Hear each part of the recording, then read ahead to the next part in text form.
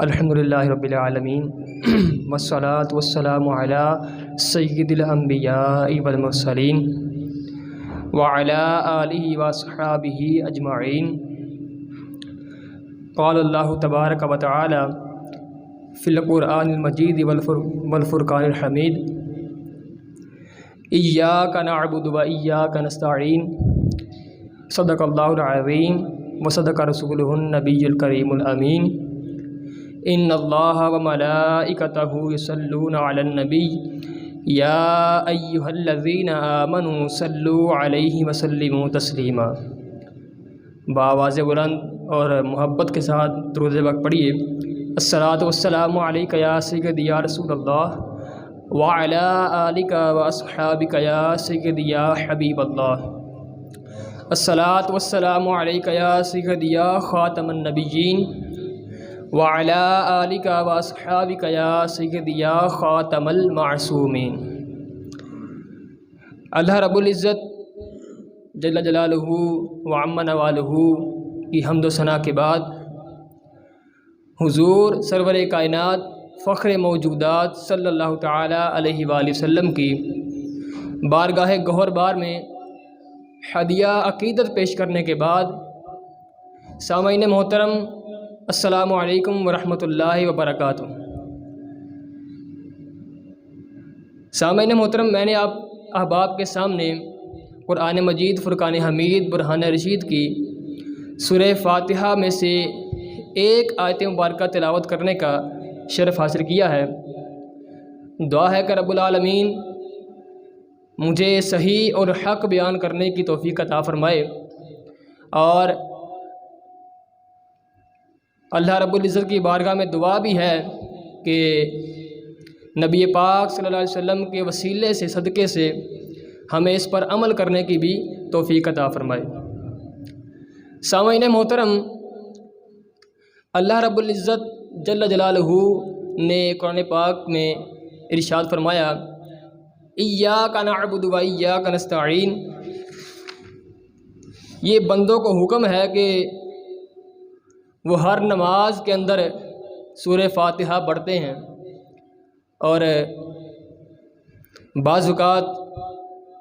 اکثر حضرات کو یہ معلوم ہے کہ اس آیت مبارکہ کا ترجمہ کیا ہے۔ اور سب سے پہلے چونکہ میرا جو موضوع سخن ہے وہ اس پر ہے کہ غیر اللہ سے مدد مانگنا کیا شرعی حوالے سے جائز ہے یا نہیں، اس کے بارے میں احادیث مبارکہ میں کیا نبی پاک صلی اللہ علیہ وسلم نے کچھ ارشاد فرمایا ہے اس کے بارے میں، یا حکم ارشاد فرمایا ہے، یا خود قرآن مجید میں اللہ رب العزت نے کوئی آیت مبارکہ ارشاد فرمائی ہے۔ تو سامعین محترم، سب سے پہلے ہم اپنے عقیدے کو دیکھتے ہیں کہ عقیدہ ہمارا کیا ہے اس کے بارے میں، کہ غیر اللہ سے مدد مانگنا، اللہ کے ولیوں سے مدد مانگنا، کیا یہ درست ہے؟ اور ہمارا عقیدہ اہل سنت جو ہے اس کے بارے میں ہمیں کیا رہنمائی دیتا ہے؟ تو اس حوالے سے عقیدہ اہل سنت یہ ہے کہ اولیاء اللہ اور انبیاء کرام علیہم السلام سے مدد مانگنا بالاتفاق بالکل جائز ہے،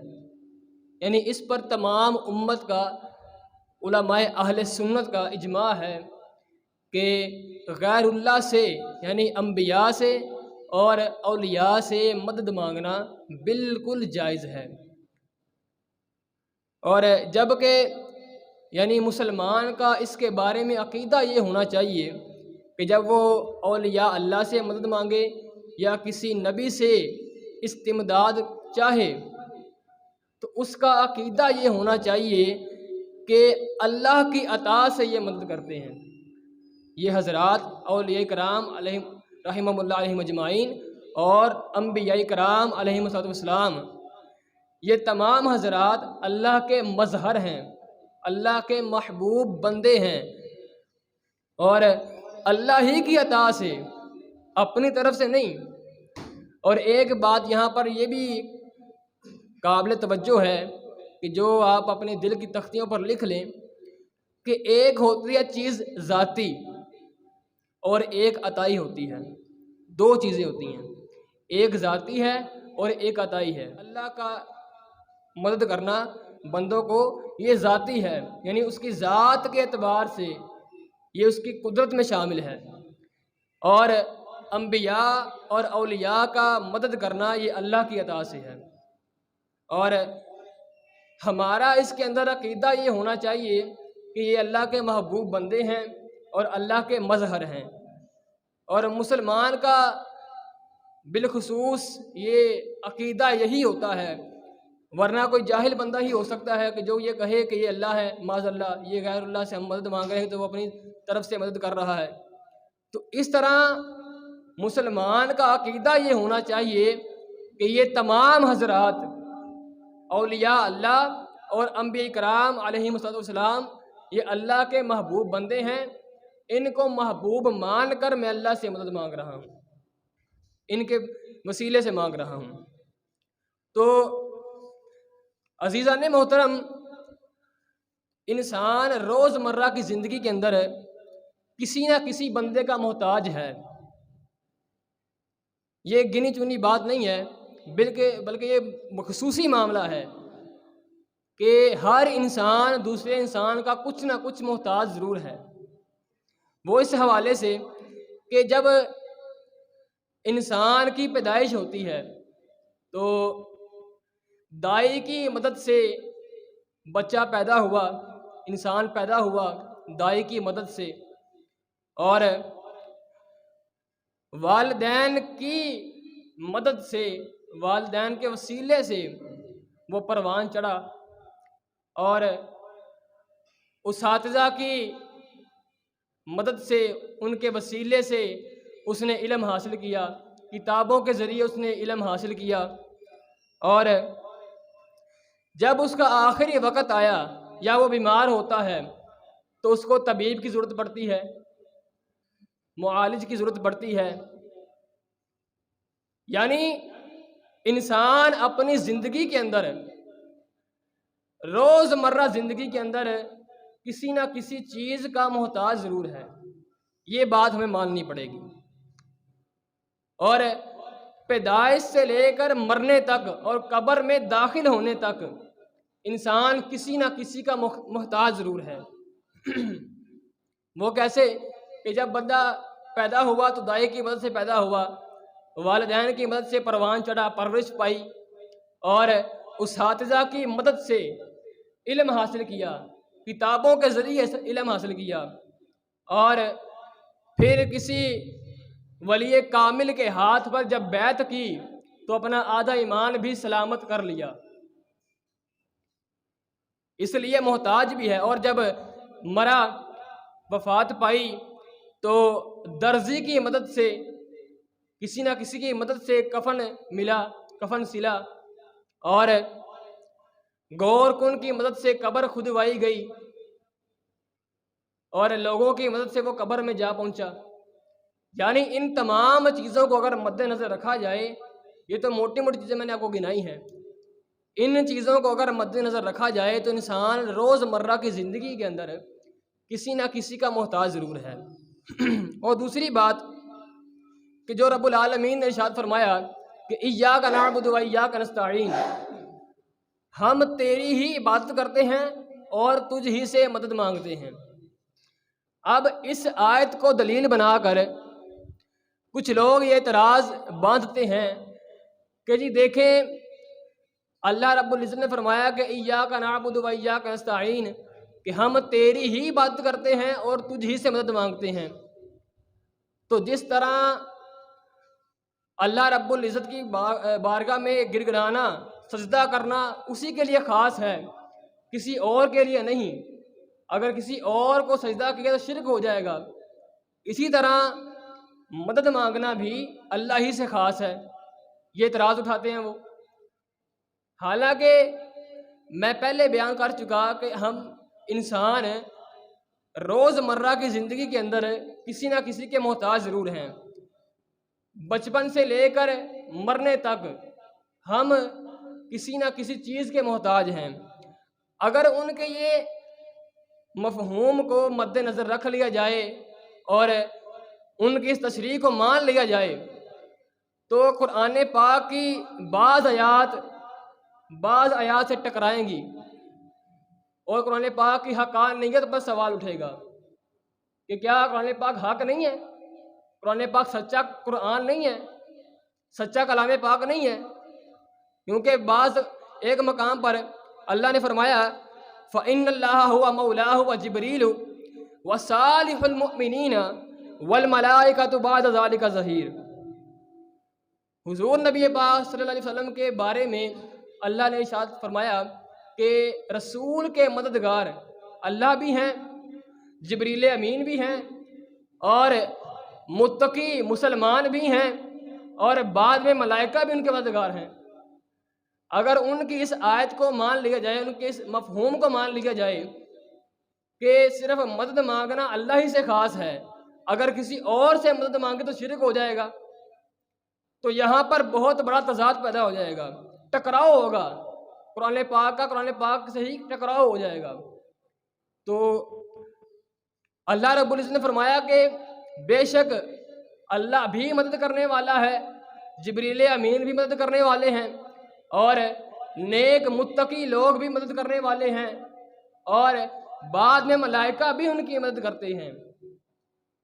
حالانکہ یہاں پر اللہ کا مدد کرنا ذاتی طور پر ہے، اور جبریل امین، صالح مومنین اور ملائکہ کا مدد کرنا عطائی طور پر ہے، یعنی اللہ کی عطا سے باقی لوگ بھی مدد کرتے ہیں۔ اور ایک مقام پر یہ فرمایا،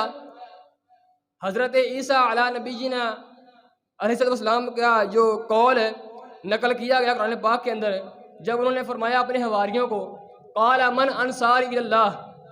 کہ کون ہے میری مدد کرنے والا اللہ کی طرف، تو ان کے صحابیوں نے، حضرت عیسیٰ کے صحابیوں نے ان سے کہا نحنو، ہم مدد کرنے والے ہیں اللہ کی طرف آپ کی، نحنو انصار اللہ، ہم آپ کی مدد کرنے والے ہیں۔ یہاں پر حضرت عیسیٰ کا قول نقل کیا گیا قرآن پاک کے اندر۔ اور ایک مقام پر یہ بھی فرمایا اللہ رب العزت نے، فرمایا کہ وَاسْتَعِينُوا بِالصَّبْرِ وَالصَّلَاةِ، کہ نماز اور صبر سے مدد مانگو، مدد حاصل کرو نماز سے اور صبر سے۔ اب نماز بھی غیر اللہ ہے اور صبر بھی غیر اللہ ہے، یعنی ان دونوں کی بات نہیں کی جاتی، بلکہ ان دونوں کے ذریعے معبود برحق تک پہنچا جاتا ہے۔ یہ وہ دو ذریعے ہیں، صبر کرنا کسی آزمائش پر اور نماز پڑھنا، یہ اللہ تعالیٰ کی بارگاہ میں قرب حاصل کرنے کا ایک ذریعہ ہے۔ اور اللہ رب العزت نے فرمایا کہ وَاسْتَعِينُوا بِالصَّبْرِ وَالصَّلَاةِ، کہ نماز اور صبر سے مدد حاصل کرو، حالانکہ یہ دونوں غیر اللہ ہیں۔ اگر ان کی اس تشریح کو مان لیا جائے کہ مدد مانگنا صرف اللہ ہی سے خاص ہے، تو پھر ان تین مقامات پر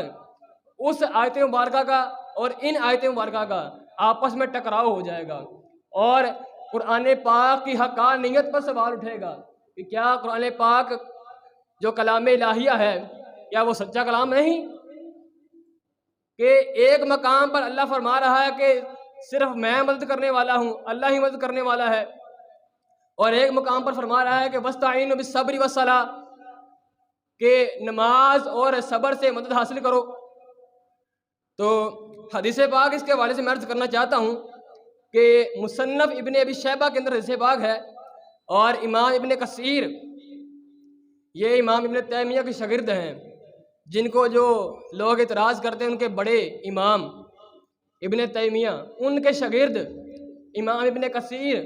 علیہ الرحمہ، وہ اپنی کتاب البدایہ والنہایہ میں حدیث پاک کو لکھتے ہیں، جلد نمبر 7 ہے اور صفحہ نمبر 98 ہے۔ اس کتاب کے اندر حدیث پاک لکھی ہے، انہوں نے فرماتے ہیں کہ حضرت عمر بن خطاب رضی اللہ تعالیٰ عنہ کے زمانہ خلافت میں لوگوں پر قحط پڑا، خشک سالی آ گئی، بارش ہوئے کو بہت عرصہ گزر گیا، بارش نہیں ہو رہی تھی۔ فرماتے ہیں کہ حضرت مالک الدار رضی اللہ تعالیٰ عنہ، یہ حضرت عمر بن خطاب کے وزیر خزانہ تھے اس وقت جب آپ کا دور خلافت تھا۔ اس وقت حضرت مالک الدار ان کے وزیر خزانہ تھے، اور یہی حضرت مالک الدار رضی اللہ تعالیٰ عنہ حضرت عمر بن خطاب کے زمانہ خلافت کی بات روایت کر رہے ہیں۔ کہتے ہیں قال اصاب الناس قحط فی زمان عمر، کہ حضرت عمر بن خطاب رضی اللہ تعالیٰ عنہ کے زمانہ خلافت میں لوگوں پر قحط پہنچا، لوگوں پر قحط آیا۔ فجاء رجل الی قبر النبی صلی اللہ علیہ وسلم، تو ایک صحابی نبی پاک صلی اللہ علیہ وسلم کے روضہ انور پر آیا۔ فجاء رجل الی قبر النبی صلی اللہ علیہ وسلم، تو ایک صحابی نبی پاک صلی اللہ علیہ وسلم کی بارگاہ اقدس میں حضور کے قبر انور پر حاضر ہوا، حاضری دی اور کہا فقال یا رسول اللہ صلی اللہ علیہ وسلم، ندا دے کر خطاب کیا، پہلا خطاب ہے حرف ندا کے ساتھ۔ اور جو لوگ یہ کہتے ہیں کہ جی یا رسول اللہ نہ کہا کریں، یہ شرک ہے، اب وہ یہ سوچیں کہ یہ عمل کس کا ہے۔ صحابی رسول حضور کی بارگاہ میں گئے اور انہوں نے کہا یا رسول اللہ، اے اللہ کے رسول صلی اللہ علیہ وسلم۔ اب یہ مسجدوں کے کونے سے یا کو مٹانے والے سوچیں اگر یہ عقیدہ درست نہ ہوتا تو صحابی نے کیوں اپنایا، اور صحابی نے کیوں ندا دی جا کر؟ فرمایا فقال یا رسول اللہ صلی اللہ علیہ وسلم استسقی لہا لامتی کا، آپ پانی مانگیں۔ استسقی اس میں چاہنے کے معنی ہوتے ہیں۔ استسقی لہا لامتی کا، اپنی امت کے لیے بارش مانگیں۔ اب استسقی یہ فعل امر ہے، اس کے اندر انت ضمیر ہے، یہ دوسرا خطاب ہے۔ اور لامتی کا، اپنی امت کے لیے بارش مانگیں، اور یہاں پر کاف ضمیر تیسرا خطاب ہے۔ اب ان تینوں یہ تین خطاب دیے، اور عقیدہ کیا بنا کہ نبی پاک صلی اللہ علیہ وسلم زندہ بھی ہیں اور میری بات سن بھی رہے ہیں۔ اسی لیے تو میرے امام نے فرمایا کہ تو زندہ ہے واللہ، تو زندہ ہے واللہ، میری چشم عالم سے چھپ جانے والے۔ اگر یہ عقیدہ نہ ہوتا، حاضر و ناظر والا عقیدہ نہ ہوتا، یہ نہ مانا ہوتا کہ حضور زندہ بھی ہیں اور میری بات سن بھی رہے ہیں، تو کبھی بھی صحابی رسول حضور کے روضہ انور پر جا کر یہ بات ارشاد نہ فرماتے کہ استسقی لہا لامتی کا، کہ آپ بارش طلب کریں اپنی امت کے لیے۔ اور آگے فرمایا فَإِنَّهُمْ هَلَكُوا، کہ بے شک وہ ہلاک ہو رہی ہے، بے شک امت ہلاک ہو رہی ہے۔ فَأَتَاهُ رسول اللہ صلی اللہ علیہ وسلم فی المنام، تو نبی پاک صلی اللہ علیہ وسلم اس صحابی کے خواب میں تشریف لائے۔ صحابی نے صرف اتنا کہا ہے استسقی لہا لامتی کا فَإِنَّهُمْ هَلَكُوا، تو حضور اس صحابی کے خواب میں تشریف لائے اور ان کو بشارت دی، ان سے کہا ایتی عمر، میرے عمر کے پاس جائیے، فَأَقْرِهُ مِنِّي السلام، اور ان سے میرا سلام پیش کیجئے، ان کو میرا سلام پیش کیجئے۔ اور وَأَخْبِرْهُمْ، اور ان کو خبر بھی دیجئے، أَنَّهُمْ يُسْقَوْنَ، کہ ان کو سیراب کر دیا جائے گا، ان کو بارش عطا کر دی جائے گی۔ اگر مدد مانگنا کسی اور سے شرک ہی ہوتا تو جب صحابی رسول گئے تھے حضور انور کے مزار پر انوار پر، جب یہ بات ارشاد فرمائی کہ استسقی لہا لامتی کا، آپ اپنی امت کے لیے بارش مانگیں، اگر یہ کہنا شرک ہی ہوتا تو جب نبی پاک صلی اللہ علیہ وسلم اس شخص کے خواب میں تشریف لائے تو پھر حضور نے یہ ارشاد کیوں نہ فرمایا کہ میرے صحابی تو نے میرے پاس آ کے شرک کیا ہے؟ حالانکہ آگے یہ بات آ رہی ہے کہ حضور اس بندے کے خواب میں تشریف لائے اور اس کو خوشخبری سنائی کہ آپ میرے عمر کے پاس جا کر ان کو میرا سلام کہیے اور ان کو خبر بھی دیجئے کہ ان کو سیراب کر دیا جائے گا، ان کو بارش عطا کر دی جائے گی، اور ان سے یہ بھی کہنا ہے وَقُلْ لَهُ، ان سے یہ بھی کہیے عَلَيْكَ بِالْقَيِّسِ، کہ اے عمر فہم و فراست کے ساتھ خلافت کو نبھانا ہے، یعنی پوری سمجھ کے ساتھ خلافت کو نبھانا ہے۔ میں کہتا ہوں اگر حضور کی بارگاہ میں جا کر استغاثہ پیش کرنا یہ شرک ہی ہوتا تو جب اس صحابی نے حضور کا پیغام حضرت عمر بن خطاب کے پاس جا کر پہنچایا ہوگا تو حضرت عمر بن خطاب نے ان پر فتویٰ کیوں نہیں لگایا شرک کا کہ بھی انہوں نے شرک کیا ہے؟ تو لہٰذا اس حدیث پاک سے یہ ثابت ہو گیا کہ نبی پاک صلی اللہ علیہ وسلم سے مدد مانگنا بالاتفاق جائز ہے۔ اور حدیث پاک ہے بخاری کی، امام بخاری اپنی کتاب الزکوٰۃ کے اندر روایت فرماتے ہیں کہ نبی اکرم صلی اللہ علیہ وسلم نے فرمایا کہ قیامت کے دن سورج بہت قریب ہو جائے گا، یہاں تک کہ پسینہ آدھے کان تک پہنچ جائے گا، اور لوگ اسی حالت کے اندر حضرت آدم علیہ السلام اور حضرت موسیٰ علیہ السلام، اختصار کے ساتھ عرض کر رہا ہوں آپ کے سامنے، فرمایا کہ حضرت آدم علیہ السلام اور حضرت موسیٰ علیہ السلام کے پاس جائیں گے مدد مانگنے کے لیے، سفارش کروانے کے لیے، اور پھر میرے پاس بھی تشریف لائیں گے، یعنی تمام انبیاء سے ہونے کے بعد، یعنی ان سے مدد مانگنے کے بعد پھر میرے پاس تشریف لائیں گے، اور تمام اہل محشر کا قیامت والے دن انبیاء کرام علیہ السلام سے مدد مانگنا اور اس پر جواز کا متفق ہونا اس بات پر ہوگا کہ اللہ تعالیٰ ان کے دل پر یہ الہام فرمائے گا کہ جاؤ اب میرے انبیاء سے رجوع کرو، انبیاء کرام علیہ السلام کے بارگاہ میں جاؤ اور ان سے سفارش کا کہو۔ اور یہی وہ حدیث پاک ہے کہ جو دنیا اور آخرت کے اندر غیر اللہ سے مدد مانگنے پر قوی دلیل ہے کہ حضور خود ارشاد فرما رہے ہیں کہ قیامت کے دن اس طرح لوگ میرے پاس بھی آئیں گے سفارش مانگنے کے لیے، سفارش کروانے کے لیے۔ اور امام طبرانی روایت کرتے ہیں کہ نبی پاک صلی اللہ علیہ وسلم نے فرمایا کہ جب تم میں سے کوئی شخص ایسی جگہ پر ہو اور رستہ بھول جائے جہاں پر کوئی رستہ بتانے والا بھی نہیں ہے تو وہ اس طرح ندا دے، یا عباد اللہ اعینونی، کہ اے اللہ کے بندو میری مدد کرو۔ اور علماء فرماتے ہیں کہ اس حدیث میں صراحتاً بیان کر دیا گیا کہ اللہ تعالیٰ کے ایسے بندے روئے زمین پر موجود ہیں جن کو ہم دیکھ نہیں سکتے اور وہ مدد کرتے بھی ہیں، کیونکہ حضور نے خود حکم ارشاد فرما دیا کہ جب بندہ ایسی جگہ پر پھنس جائے کہ جہاں پر اس کو مدد کرنے والا کوئی نہ ملے، رستہ بتانے والا کوئی نہ ملے، تو وہ اس طرح ندا دے، یا عباد اللہ اعینونی، اور ایک روایت میں آئے یا عباد اللہ اغیثونی، استغاثہ کا مکمل صیغہ آیا اس کے اندر، اغیثونی، وہ اس طرح ندا دے کر پکارے۔ اور کہ امام بزار نے سند صحیح کے ساتھ روایت کی ہے حضرت عبداللہ بن مسعود رضی اللہ تعالیٰ عنہ سے، فرماتے ہیں کہ حضور نے فرمایا کہ ہماری حیات تمہارے لیے بہتر ہے۔ حضور نے فرمایا ہماری حیات، ہمارا زندہ رہنا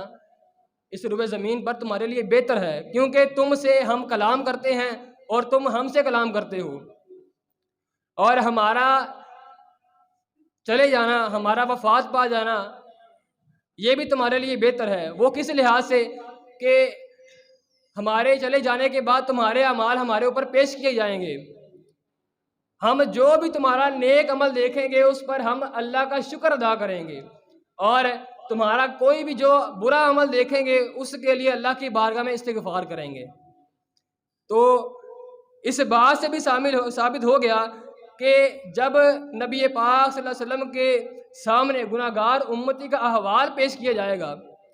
گناہ گار امتی کے اعمال پیش کیے جائیں گے، اور حضور نبی پاک صلی اللہ علیہ وسلم دعائے اللہ کی بارگاہ میں اپنے امتی کے لیے دعائے مغفرت کر دیں گے، تو اس سے بڑھ کر امتی کے لیے انعام کیا ہو سکتا ہے؟ اور یہ پھر اعتراض کرنا کہ نہیں جی مدد مانگنا شرک ہے، تو یہ بالکل ان کا اعتراض